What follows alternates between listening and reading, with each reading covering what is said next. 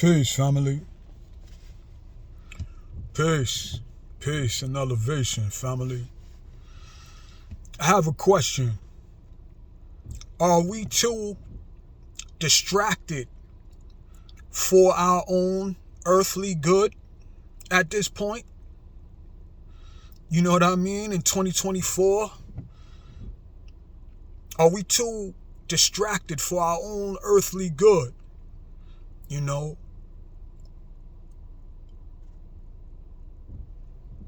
And the reason why I ask that is because I don't hear us talking about how dark these times that we're living in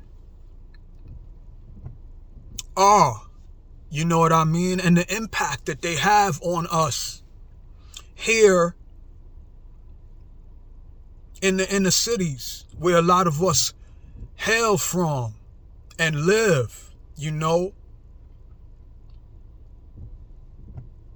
Like, we're living in truly dark times, you know, where there are wars and rumors of wars internationally, but also there's been wars, not rumors of wars, there's been cold wars taking their toll on our people, our children, ourselves and each other in these inner city ghettos where a lot of us, again, we hail from.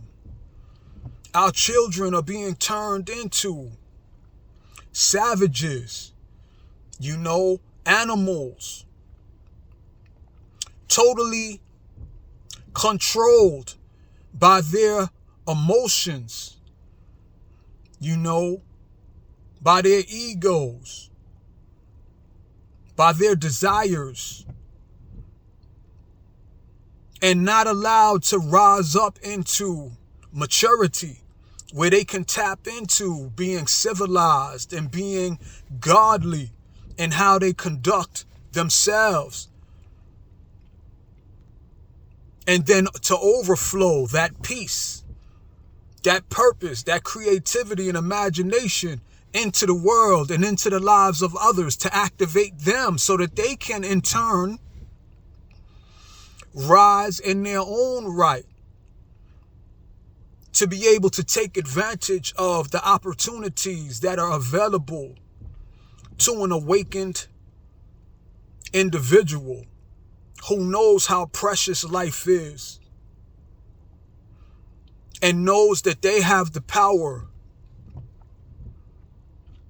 to use their lives as vessels of empowerment, encouragement, inspiration, to be beacons of light in these dark times.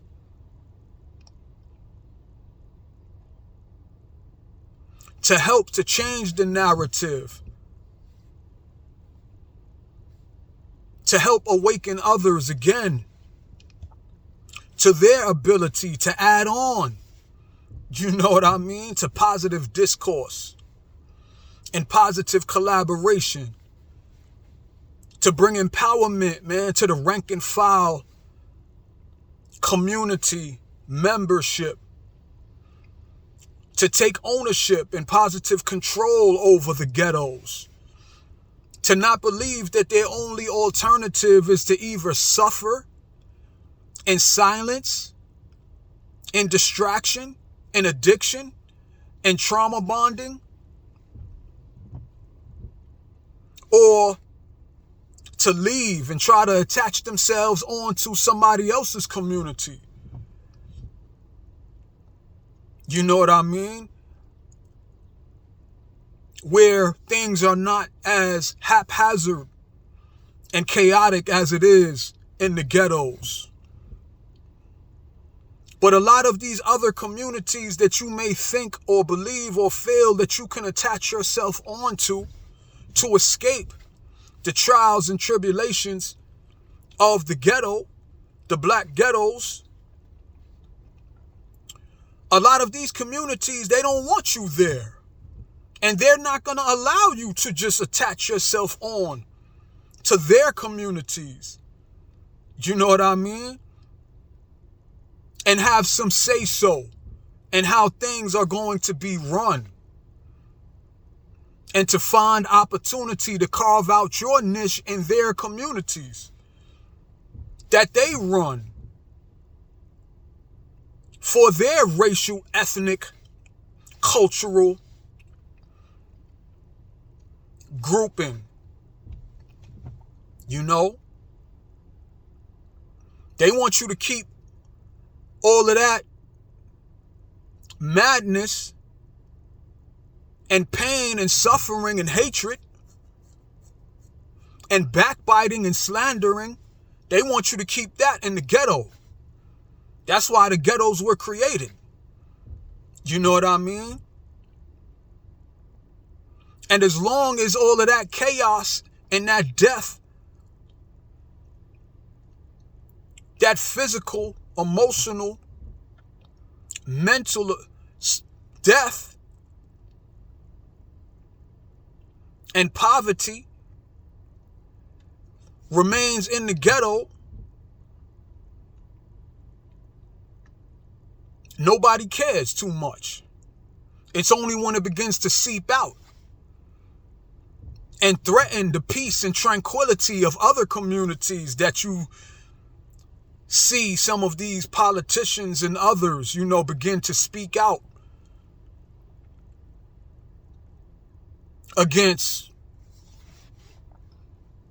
you know, these things that are rooted, that millions of lives have been impacted by and suffer from in the ghettos.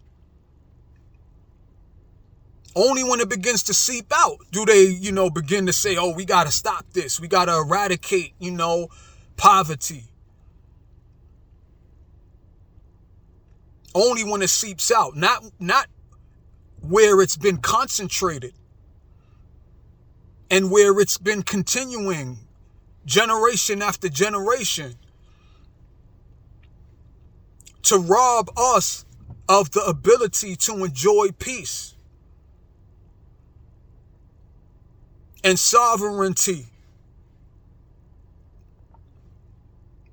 and ownership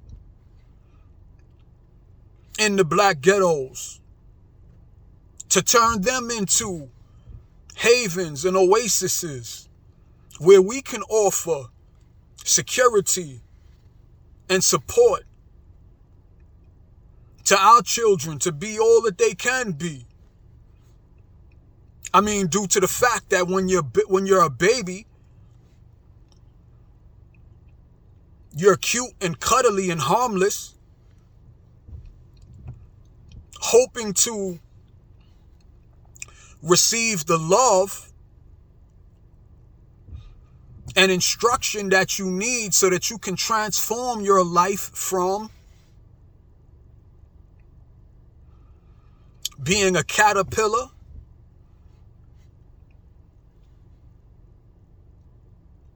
to being able to transform at some point to a mature, beautiful butterfly. Shout out to Dr. Naeem Akbar, one of our great scholars that I just took that from. I believe it's from his book, New Visions for Black Men, where he talks about the fact that the maturation cycle, particularly of black boys, has been interrupted, where they're not able to transform and mature from being male, and through love and instruction and proper raising, they are able to evolve from just being male to becoming boys and young adults in training, young men in training, to where they can eventually become full-grown, mature, righteous men who have positive self-concepts, who have confidence in who they are, who have confidence in their ability to be creative and imaginative, to where they know that they have purpose. You know what I mean? And purpose is what has been stolen from black people in particular, or black people in general, and black men in particular. It's a terrible thing to live and not have purpose, not have a reason, a positive reason to exist, a positive reason to get up every morning, and a positive self-concept and confidence to know that you have the power and you have the control to be self-governing, to be autonomous, to show and prove that you are worthy to continue to breathe and continue to eat and to be able to carve out your space, your right on this planet to exist and not just be dependent on others to do something for you that you don't know how to do for yourself.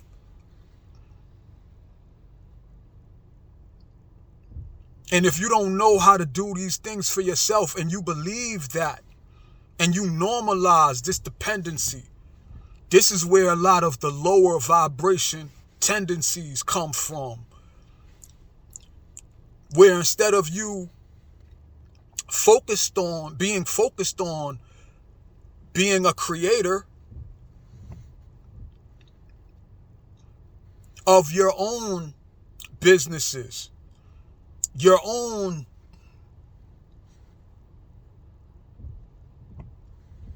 things that you own and control, your own legacies that you can pass on to your children, instead of trauma bonding. The generation before you was dependent and didn't have power, so the only thing they have to bequeath to you is trauma, dependency.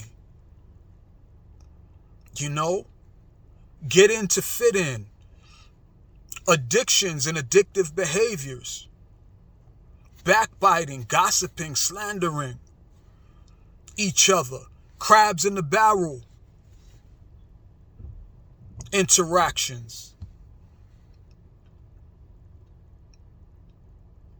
where because we don't believe in ourselves, we hate on other people that look like us who believe in themselves and who want to climb out of the barrel, not just for themselves, but to show you that we don't belong in these barrels.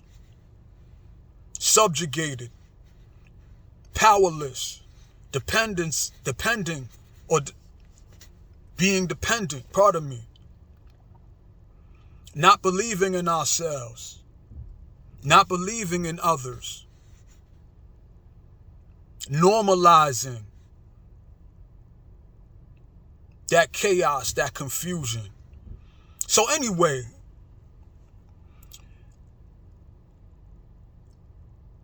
I was, as is my custom, I was in the bookstore, you know, studying, reading. I've been seeing this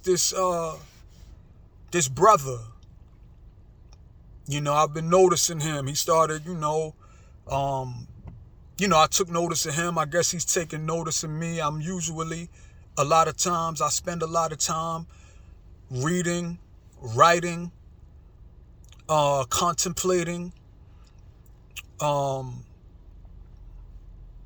collaborating, planning, in the bookstore. So he asked me, this is like the first time he really spoke to me. He asked me, yo, are you a Knicks fan? And I'm like, nah, I'm not really a Knicks fan. So, this is how he started talking. And I gave him a little feedback. I wasn't trying to be rude or anything, but I was like, nah, I really don't like the Knicks too much. I never did, especially going back to the 90s, the early 90s, when the Knicks, from my perception, from my viewpoint, they tried to copy off of the bad boy Pistons type of style of play, and played bully ball a lot of times. I'm more of a finesse basketball fan than we got all the bullies, on our side, and, you better not come through the paint because we going to knock you out the air and clothesline you and all that stuff, And, back in the 90s, man, in the early 90s, that's the type of ball under Pat Riley and Anthony Mason and Xavier McDaniels and a lot of these guys, they was really trying to exert themselves, under that pattern of play anyway. So, I never really liked the Knicks, Some people gonna get mad, for me saying that, but that's just my, my thought process. But anyway, so I let that ride, I did tell him, that I like the style of play that New York has adopted, recently. I like the young brother Jalen Brunson. He has a finesse style of play, and is very good, and I hope that the New York fans, are able to end the drought of it being like 45 or plus years, that they haven't gotten a championship, but that's another story. So a couple of minutes later, I took the opportunity to ask the brother, what do you think about this year? The rest of this year. What's your thought process on how dark it is becoming? Again, like I was saying for the title of this short video, and it's going to be a short video. I'm up to 17 minutes. I want to end this before it hits in half an hour.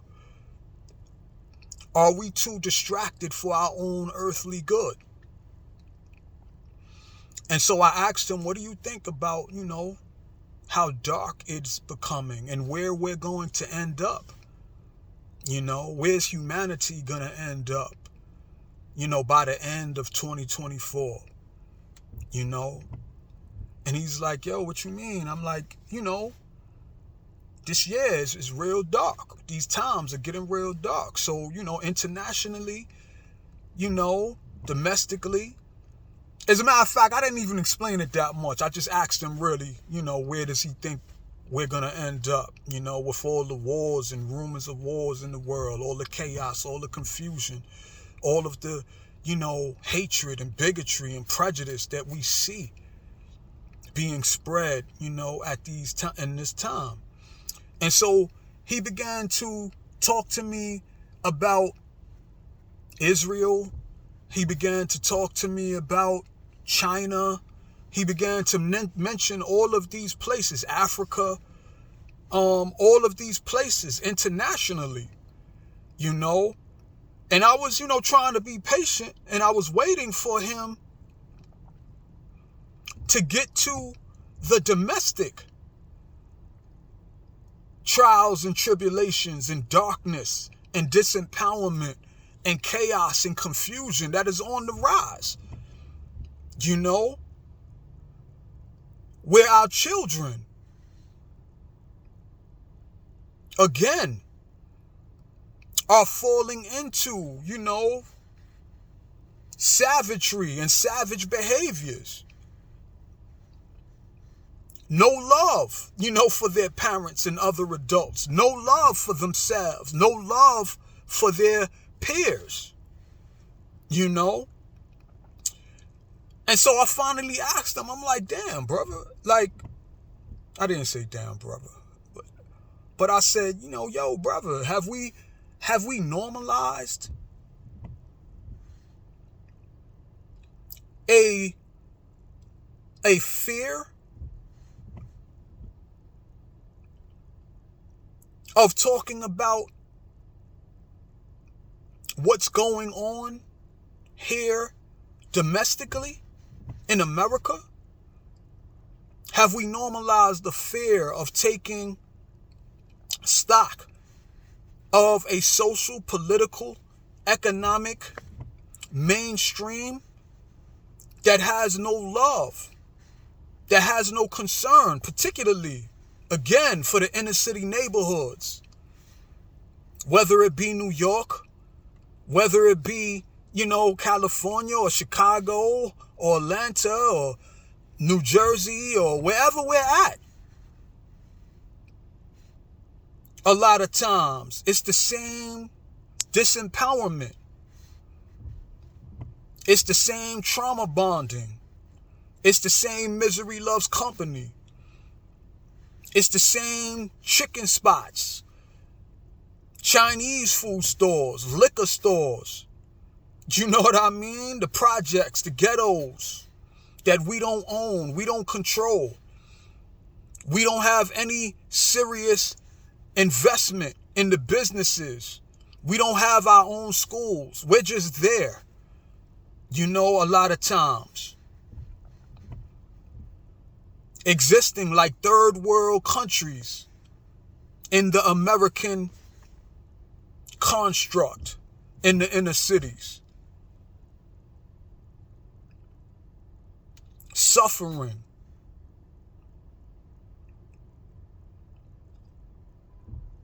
Like I said, suffering, trauma bonding, getting the fit in, misery loves company.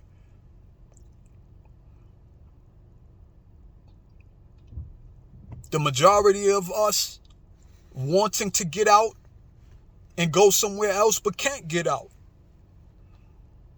And a great and growing number of us have normalized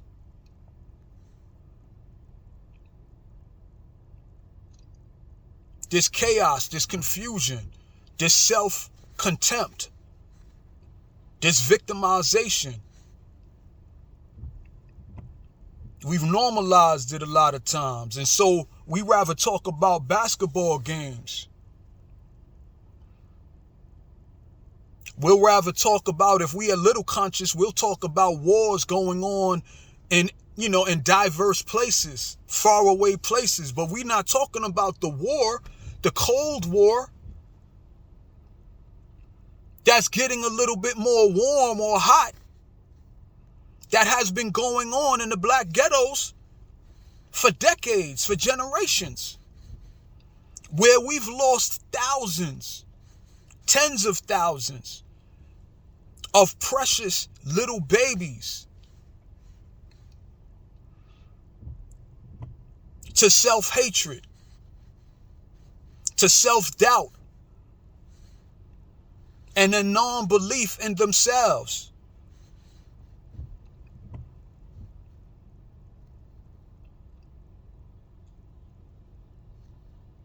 Precious lives.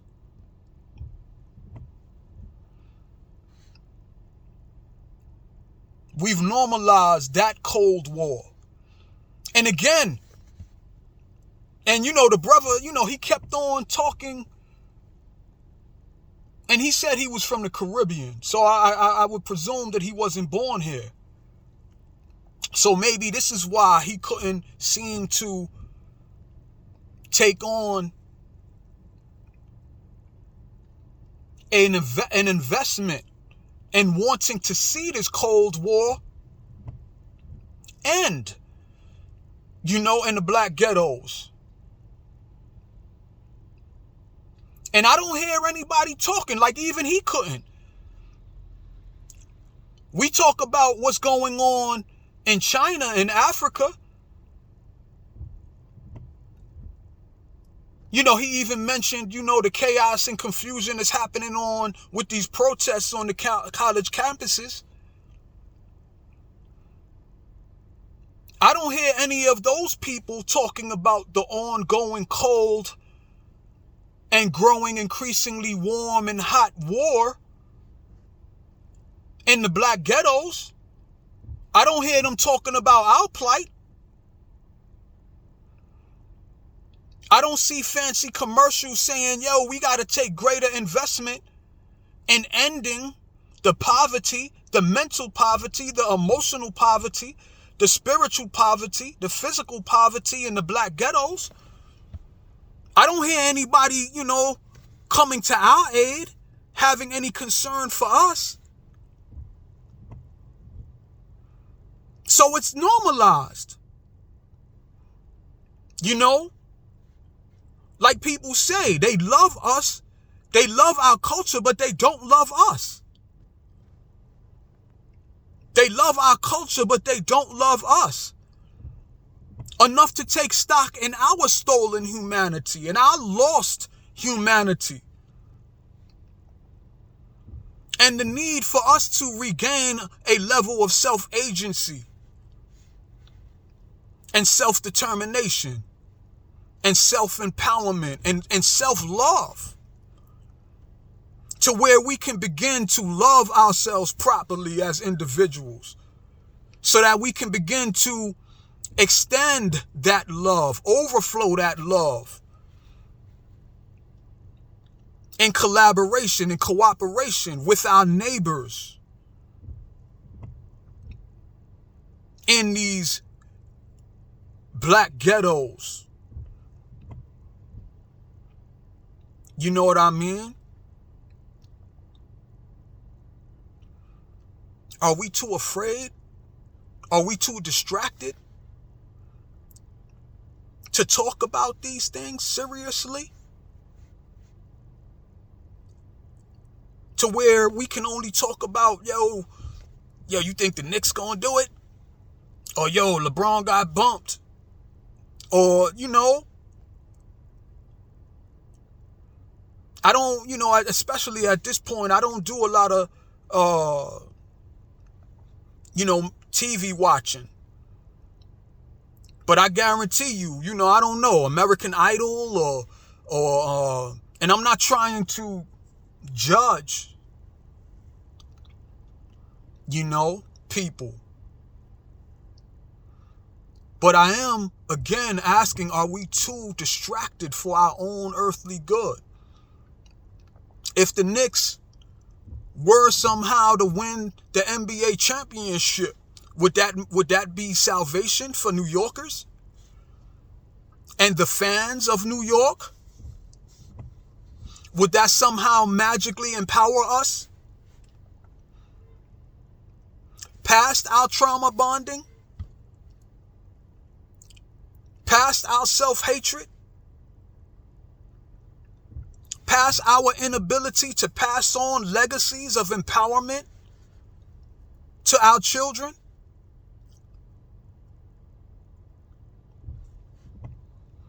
You know what I mean? Yeah, family.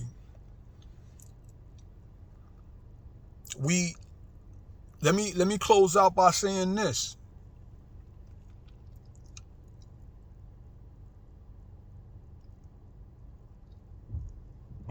Oh yeah, we was talking about the presidential election, Trump or Biden, the choice between the lesser of two evils. Everybody's anti-Trump, but there was a lot of the other side don't love us either. I'll just leave it at that. There's a lot of normalization, again, of this Cold War, where we're losing tens of thousands of lives each year to the criminal justice system, to the foster care system.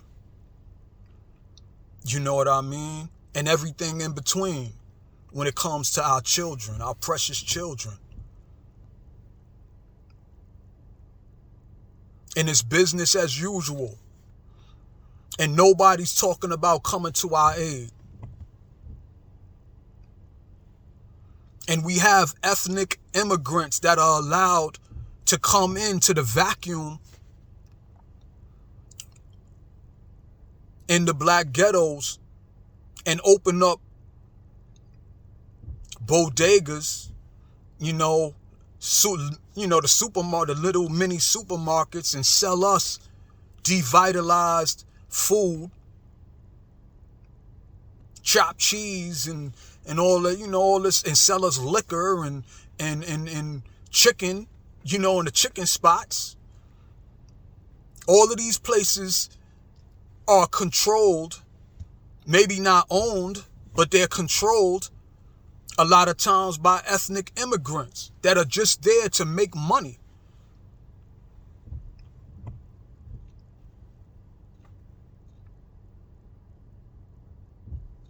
And the reason why these places have become institutions in the black ghetto is because we've been kept from believing in ourselves enough to open up our own businesses, our own schools that we control, where we can not only work, but we can sell products that have genuine benefit for the community that these businesses are located in.